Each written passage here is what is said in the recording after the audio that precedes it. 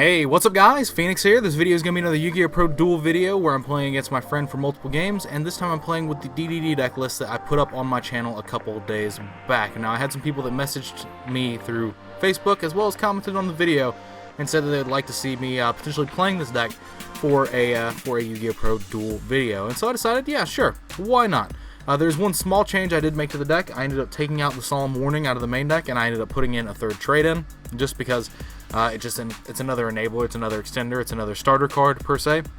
But that is the only change that has been made to the list from the list that I put up on my channel, just because Warning is kind of fallen out of favor recently in the past couple of weeks, simply because Strike can answer established boards. If your opponent has a monster on the board that will activate an effect like an ABC Dragon Buster or an Omega, you can set this card against those cards and then you can strike them. Warning is a card that you always have to draw preemptively in most cases, and that's something that that I didn't really like as much as I was playtesting further. But ultimately, this is the same list that I put up, and I'm not going to really explain much more about it because, I mean, if you're interested in this video, you probably watched that one as well and heard all of my explanations on different cards and ratios and stuff like that and why the deck is 44 cards. But other than that, let us just jump straight into the first game and not waste any more time here, shall we? Alright, so all I know is that we are playing TCG legal decks. I have no idea what the potential for what he could be playing could be. I mean, honestly, I expect it to be Herald, in all honesty, just because that's typically what he likes to play with this sort of stuff. But this Desires seems pretty alright. I've got multiples of these. I've got multiples of Max C's as well. Let me see. Did I banish Bulb? I did not. So that's good. I banished 2 Thomases and 1 Kepler. I banished another one of the Desires, which is fine. Allures and trade-ins are gone. 1 Gate is gone. And a Swamp King is gone. Okay. I'm completely fine with that.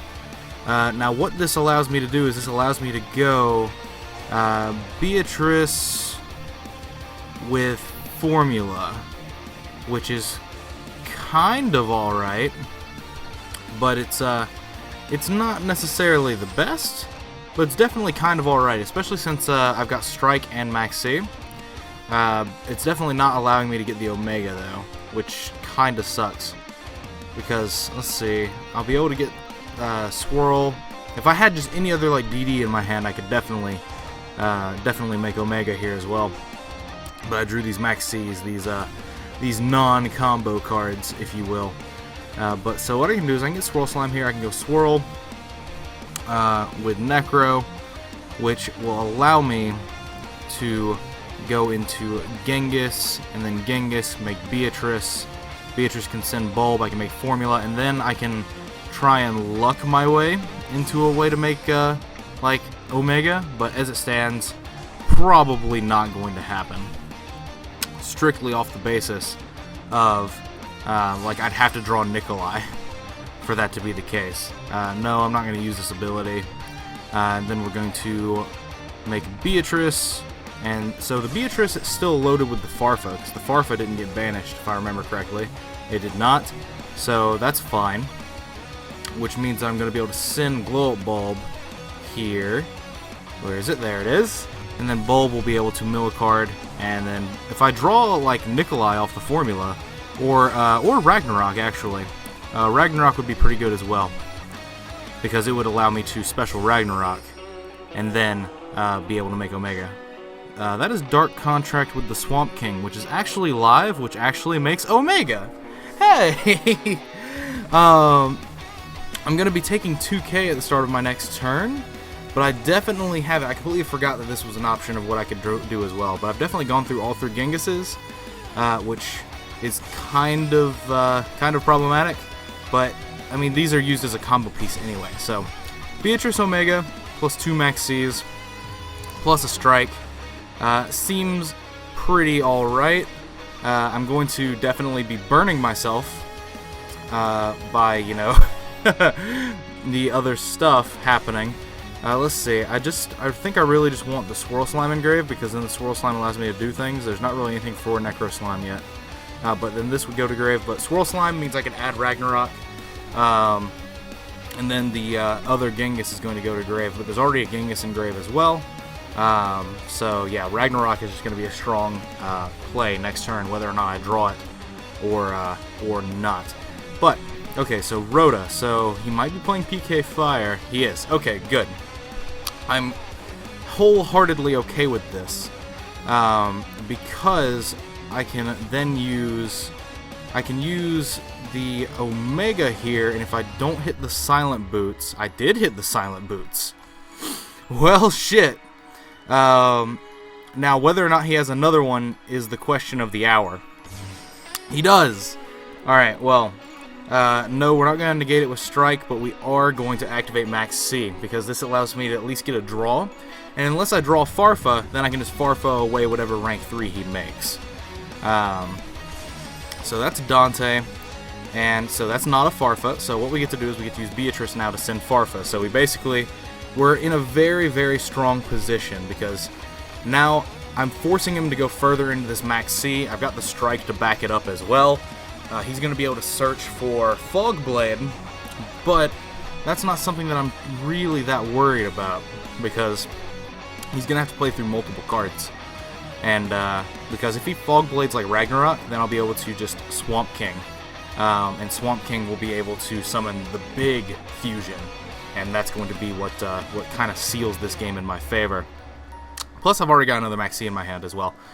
So I know that there's a Fogblade. I don't know what else there could be. But, yeah, so this comes back. That's a trade-in. That's actually really good. So what we'll do is we'll bring this back. And then these have to activate to make me take 1,000 for each, which is kind of a problem, but not really. It's not really a problem in this current essence of time, because now I could, let's see, how many Ragnaroks did I banish, if any? I did not banish any of them, which means that I could actually just add one and then trade it to my hand. I've got the Squirrel Slime loaded. Decisions. This is what we have to work with here. Is that let's see, I can activate this to search, and whether or not he has something like Twin Twister is going to be what changes things.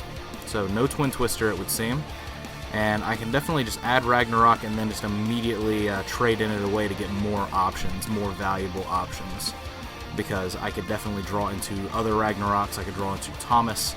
I can do all these things. Now, it's probably not correct to do something like this straight out of the gate, especially since I know there's at least a Fogblade down, now that I think about it, but I've still got quite a commanding position, at least I think so. So yeah, that's really good. That means I get to search Raigeki Break too, unless it got banished, did it? I don't think it did. I seem to remember no pink cards. Yes, no pink cards were banished in the making of this play. So so there's that. All my Gengises are gone, which needs to be addressed, but it doesn't really actually matter, because I can normal summon this, get an effect, or at least bait the Fogblade, if at all possible.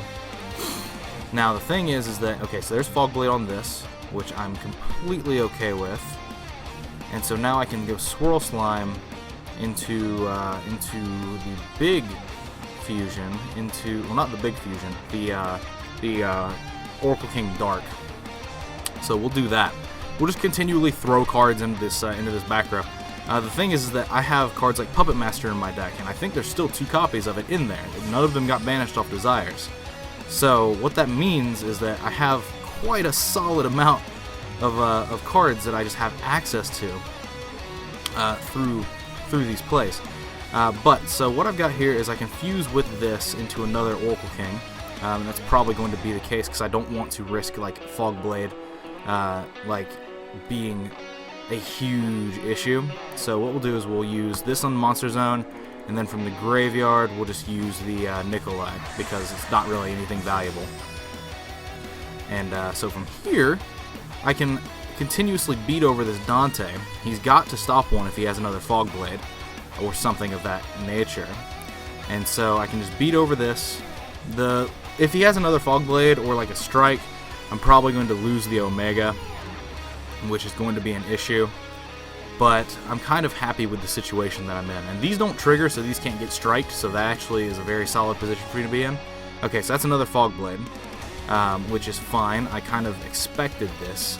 This gets to attack the Dante, so multiple Fog Blades, and then I get to poke him for the Omega and this. So now, whether or not he has access to a third Fog Blade, straight off of the get-go, what did he search off of his cloak? He searched Ragged Gloves. So that's something I need to remember. But otherwise, I think that this is just the extent of what I'm going to be able to do. Now he's got a break sword. Now let's see if this gets striked. If it gets striked, then rip in pieces. But there's no more fusions left in my deck, in my extra deck that can be summoned off of Necro Slime. So I'm just going to put back a Thomas into my graveyard, one of the face down cards that was banished off Desires. That way it can be summoned off of like potential Puppet Plant prospects. There's a bunch of different things that could be a thing. Now I'm gonna go ahead and activate this. I can hit the Silent Boots again. So he does have potential with Fog Blade, doesn't he? He does not. He is setting another card and he is passing his turn. So I think I've just got this one pretty handily like locked down because I'm gonna gain 2k now off of these, and that just seems pretty strong, pretty valuable. Is that I can actually start throwing cards even more into these back row. Because of the fact that I could clear Omega out of the way straight out. This has been nothing, so whatever this might be is just the question of the hour. But I could definitely use a Ragnarok and banish this. There's a lot of different things I can just throw into this. I can make a Big Eye and take it. There's way too many things that are options for me at this point for me to consider losing this game. But I'm just going to attack. I'm just going to see what happens if I just attack into this. See if he got access into the third Fog Blade or not, and if not, then this is just my game to win. That's literally how it's going to work, and that's how this entire thing works. I didn't have to use the strike, I didn't have to use this Max C. Now I'm going to be going second against this, so I hope I don't draw no Max Cs, because I just drew 2. I drew no Max Cs. Alright, so I'm going to have to fight a headlong battle against like Dante, Beatrice, these potential cards. Now my board, my hand already has Trade-In and Thomas in it, so there is that for good options. Because I could just trade in the Thomas away, draw 2 cards, cycle out my hand, put this kind of where I want it, stuff like that. So he's going to be making a Dante off of these, and then he's going to be able to search Fog Blade, which if he has another BA name, then he could definitely be Beatricing up. Let's see, Warning, or no, that's not Warning, that's Strike, and he milled another Cloak, which was really good, because now there's a Cloak under here, and there's a Cloak engraved, so he gets to use both effects, so he gets to go plus a bit more. Now, I'm curious as to what he banished off Desires, but, I mean, I can't really figure that out unless I do a replay saving, but there is 3 back row, and I haven't sided. There's the Max C. Look at you being late. Look at you being late AF. But so we'll use this trade-in. I don't know if he mains Anti-Spell or not in this deck. I mean, it's definitely an option that's been kind of popular. So let's see. I can use Foolish. This hand is just not doing it. This hand's just not live in any way. Huh.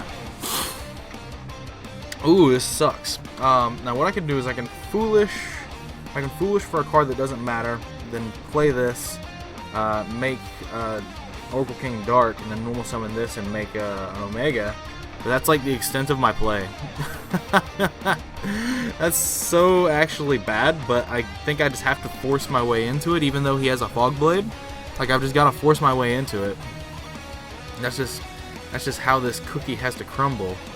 And I am not a fan. If this was like Necro Slime, I could have such a good play, or even like Kepler, because I could then send a Swirl from deck and special the Necro out of hand, normal summon Bold, make a formula, and then bait the Fog Blade that way. But as it stands, we're just gonna send Nicola, and we're gonna activate this, and then we're going to attempt to fuse from Grave. We're gonna keep this in hand, and we're just gonna try and make an Omega. The Omega is most definitely going to get Fog Bladed. Oh wow, okay. Well, now we just don't make Omega. So we just make this, make a beater, and summon this. Now I've got the max C that I can back myself up with. I'm going to just attack with this. 100% just attacking. Just because I don't want to leave the Dante on the board, and it forces out Fog Blades. That's the key thing, is that if he values that Dante, this forces out Fog Blades, but it looks like it doesn't matter to him, which is fine. I'll set Strike, I'll keep Max C, I'll keep the Bulb, and the Bulb is actually usable at a future date anyway. Okay, well there's that. I kind of want to strike the Terratop's ability, just because like that's just the most optimal thing to do, because you can only use that effect once per turn. So he's going to special this. I'm going to chain Max C. It's not going to be able to get its effect because I've negated its effect already. And it says you can only use, so he can't add Takatan board, but he can use this as an additional level 3 for potential, you know, rank 3 materials. But he's going to have to go into my Max C. So whether or not that's something that he feels is valuable is something we will definitely see. He could definitely Dark Rebellion me. That's something. Or he could just do this and then let me burn myself off of my spell, which is definitely something that I kind of agree with as well. But another spell, a trap, and then that's the Farfa, and that's probably just where this game kind of becomes unwinnable. Is that I've drawn so many bricks. This is an issue and a half. But what we'll do is we will see if we can do something about this. We'll just set all these cards, and we will pass. This is definitely removal, because we have the Swirl Slime. If he breaks swords the Farfa, then I will be able to. No, oh, he's doing it to that. All right. Well, what we're going to do is we're going to chain this for the value. And we're going to activate its effect. We're going to discard this and pop this newest card, just because I know that it's got the least amount of chance of being a Fog Blade. So it's a Solemn Strike. Very good. And now I don't take the burn damage from that as well. So there's that as a key thing. Now he can only summon Darks for the rest of the turn. So I could have Solemn Striked there, or I can wait for him to make Dark Rebellion and waste it before I strike it again. And now I've got the Farfa set, so I can flip Farfa and use it as spot removal. I'm still very much in a losing position, because I'm going to be taking 15 from the Strike, and then I'm going to be taking 1,000 from the Swamp King during my next turn. And that's a problem. So he's making this bigger, but it's still going to just crash into Farfa and do 100 to him. So now the Farfa gets to be removal for one of these, but I mean that doesn't really matter. It doesn't really matter at all. And if he overlays, then I'll just strike it and leave the Farfa where it is. Evil Swarm Nightmare. Yeah, let's strike that. Now it's arguable to have just let that stay on the board and then strike its effect, so that he couldn't like respond with Fog Blade on something else. In fact, that's probably a misplay on my part. However, I'm just scared of that card. That is a Puppet Master. That is going to get Fog Bladed. Shit. That was going to get Fog Bladed regardless. But I mean, hey, I guess we'll do it. I guess we're just down for the sickness, down for the cause. Now, if I pay 2k and it resolves... Oh, warning. Okay. Alright, well, I'm kind of okay with that. I can start doing this. That's a Max C again. Alright. Kind of getting tired of this. to a slight degree. However, the Fog Blades have not been used, meaning that there's at least a Fog Blade down here. And depending on what happens here, let's see, I'm just going to, well, I've already normal summoned. Have I? Yeah, I normal summoned the Puppet Master. It got warninged. So the fact that he had the warning tells me that it doesn't have Strike, because he would definitely just wait for me to pay 2k. Well, actually, no, he should have just waited for me to pay 2k for the cost of Puppet Master. But this Speed Recovery gets to add back his Terratop, which he gets to special summon, and now he gets to add Takatan board because he didn't do that beforehand. So that's actually really good for him. I think this is definitely my game to lose. But then next game, I get to go first. So, I mean, the fact that I've actually been able to like exist in this game as long as I have been is something I find very interesting anyway. But he gets to send Fog Blade here, which means now he gets to bring back his Cloak. He gets to make a rank 3 for Leviair. So Leviair gets to bring back one of his removed resources, which probably could be Ragged Gloves, just to make Breaksword big, because you don't want to waste the Breaksword pop. Now, if he makes Breaksword and makes it 3k, and then attacks over this, that's 200, that's 2,000 that I take, that puts me at 18, I take 1,000 for Dark Contract with the Swamp King, and that's basically, like, I'm left at 800, and I need something to draw. I need something to draw, like, on the realness, like, I need something. But, oh, so he's destroying this, so, okay, he just can just Dark Rebellion me now. That's right, I striked a Nightmare. I did not strike a Rebellion, so very much so I'm just going to lose this game outright, because I'm going to take 25 from this and 18 from this, which is very much the rest of my life total. So, yeah. So I drew the Bulb, I drew Farfa, I drew both my Beatrice targets, I drew Max C the turn after he goes off. Or not really goes off, but I drew it after turn 1, which would have basically stunted his playline growth a little bit, which kind of sucks for me. But, I mean, hey, we'll see what happens here. Okay, this hand is broken. This hand is insane, because I've got the Nikolais as well. So what I get to do here is I get to just immediately use this. And what I get to do is I get to go Beatrice Omega, at the very least. Now, I could also just get Thomas and try and see where my plays go. But I do have a, I would need to draw Kepler to make Beatrice Omega happen. So what I'm going to do is I am just going to add the slime and take the safe approach and just guarantee that my play is live. So we will activate this for Zagengus and hope that it doesn't get Max Seed. It does not, which is fancy and fantastical. So we'll special this, and then the Genghis will trigger, bringing back the Necro Slime. And this play is a little bit better if I had Kepler or if I had just drawn a level 8 to use, but as it stands, it's fine. It's whatever. It's whatever it is right now. Now we'll use Beatrice to send this, and then we will send the Bulb, and then the Bulb will then activate and mill a card. Milling Kepler. That's actually pretty decent. But I get to synchro with these into Formula. Hopefully Formula draws me an 8. That would just be amazing. It drew me this. Oh. We can definitely use this to our advantage. We can use this to bring back Kepler. And then, so that would be amazing. So what we could do here is we get to activate the Necro Slime. And then the Necro Slime will banish the Nikolai from grave. Or actually, we have to do this first. This is more optimal.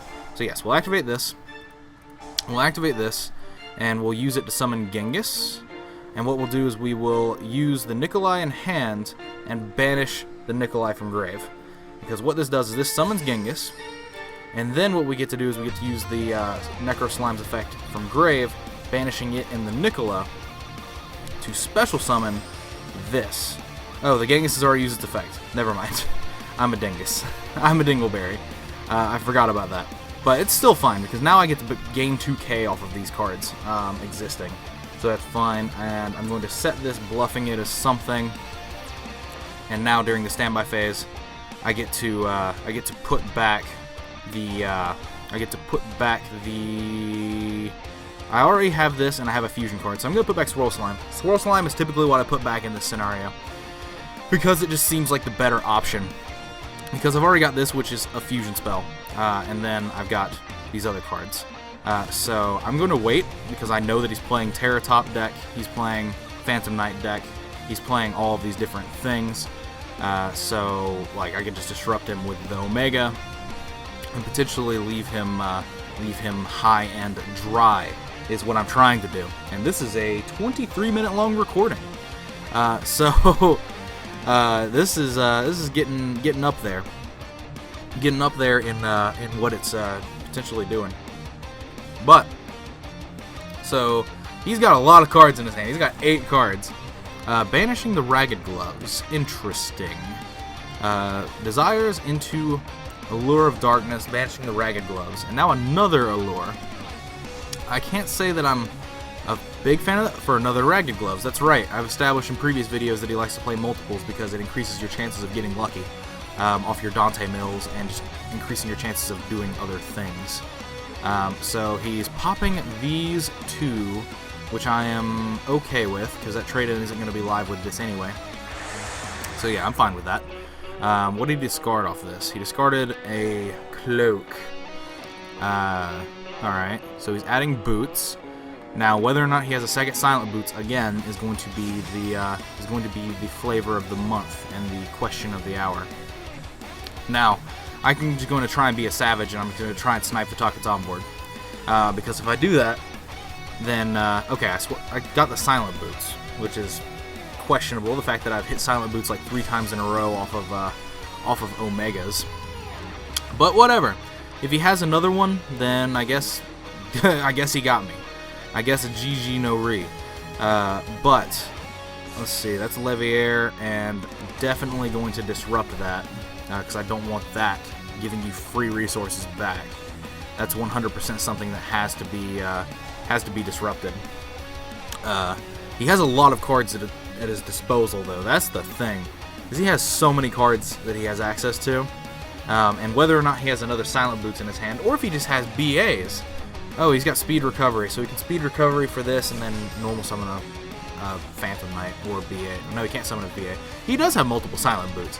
Why are you just doing this? You're just stop playing around the Omega. Stop it. That's not what we do these games for. Well, it actually is. The fact that I play with him is because he is semi-competent, which is a lot better than... I can't even say semi-competent. He's just very competent. Which is heads and above. What is leaps and bounds above what I'm trying to say, and also leaps and bounds above the people I've played against in the past. Okay, so he's using this to pop my spell, which I don't know if I agree with, because I mean I'm still in a position where I can just draw into any of the other spells. But he added a Fog Blade, and he's setting 2 and passing, and that's a strike, which is fine. That's handy. That's handy and dandy. And we'll just attack the Leviair. We'll just kill it. I mean, he's got a Fog Blade, which he can definitely use on this Omega. But I've got a Strike, which I can use as well. It's basically just going to be who draws the better card first at this point. Because of the fact that I'm a dingus. And I honestly could have just saved this card in my hand. And that would have just been infinitely better. If I had just saved it, because if I had just saved it, then it would have allowed me to, 1, not get it popped, and 2, I could have just had this not on the board to not be a potential target. There's a lot of different things. If I just remembered that I'd already used my Genghis effect, because I'm just like I'm just gonna strike it just so I get rid of the monster. Okay, so he's got Rhoda, and he's got another Silent Boots in his hand. I know this because it got added back off the Omega. So, at this point, I'm probably just going to lose this game. But then again, like this is an incredibly hard matchup anyway against... Well, it's not even that hard against the standard PK Fire lists. But against this one, where he's playing Speed Recovery, he's playing all of these cards that just further him into the deck, he's playing a much bigger Phantom Knight engine. It's just a lot harder. It's just a lot harder to play against this deck, and that's not me making excuses. That's me actually saying that this is probably handily the better version of the deck than everyone's playing in terms of standardized lists. But like it's really difficult. It's really difficult to play against this because it's always making plays, and I need to have some form of defensive line outside of Beatrice Omega to actually allow me to have things happen in a sort of good area, because he's playing all these different cards. He's playing multiples of this, which allows Silent Boots to be better. He's playing a lot of things that just advance him, and that is, like I've already said, that's where the issue lies of me trying to play against it, with the thought process of playing against standard lists of people that have been playing this deck at like tournament scenes and stuff like that. It's like Speed Recovery is a hell of a card. One hell of a card, if I do say so. Now this Omega gets to recycle. He's killing this, so I could potentially draw into... Ah, that's good. That's really good. We'll activate this Swirl Slime, and we'll see if this resolves. If it does resolve, then Jesus, that was an amazing top deck. But it looks like it's resolving. Looks like it's resolving just fine. So I get to. It doesn't really matter what I bring back. If it doesn't resolve, if it resolves, it doesn't matter what I bring back because I'm just going to tribute off anyway. Okay. Well, the reason I summoned this in attack mode was because it wouldn't matter if it died anyway, because it wouldn't matter if it was in defense mode anyway, because he's going to be able to break sword it. But also, man, he just casually opened with double Fog Blade as well. He does that a lot. I don't know how I should feel about that one. So what I'm going to do is I'm going to maximize my potential to draw into Gate again. So I'm going to shuffle this Gate back into my deck alongside the Omega. And we'll see where we go if I even make it to another turn. But we are turning this to attack mode, and we are killing this Leviair. That is definitely happening. But like if this had resolved, I would have just banished his Break Sword, and then I would have been able to attack with Leviair, attack directly with 25, and that would have been pretty damn good. But as it stands now, the question about what happens here is whether or not he respects that I could have Dante Pilgrim in my extra deck. That's the thing, is whether or not he respects that as a possibility is really the key thing here. I opened decently well, but I could not deal with the fact that he was keeping things going. Now this gets banished if it dies, so that's something that needs to be addressed as well, but he can just pop this, pop a card. Okay, so he's popping this, so he's not respecting the fact that I could be playing Dante Pilgrim, but I guess it doesn't really matter anyway because he's huge. And now he gets to Break Sword, or not Break Sword, Fog Blade, bring back this, go into another rank 3. Now, what is the other rank 3 going to be? A Dante? Something along those lines? I mean, you've already been through 2 Leviairs.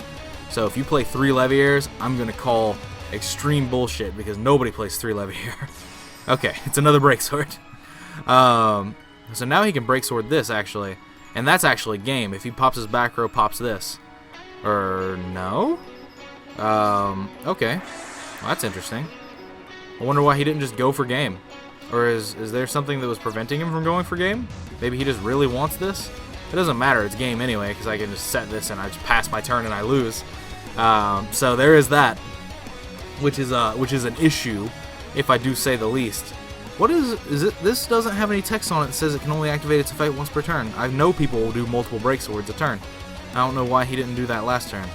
But like, even if I strike this, like, it's not anything worth. And he had Foolish too. That's a hell of a good like starter and extender. Is he just playing pure Phantom Knights? Actually, I don't think I saw an entire BA the entire time that we played this. In fact, I'm going to check this just because I'm going to check it in my own time. But actually, no, I'm going to check it on camera because I need to know for camera purposes whether or not he's just playing regular Phantom Knights or not. So, BRB. Alright, so there's no BAs in his hand, and let's see, speed recoveries. Okay, there's Farfas.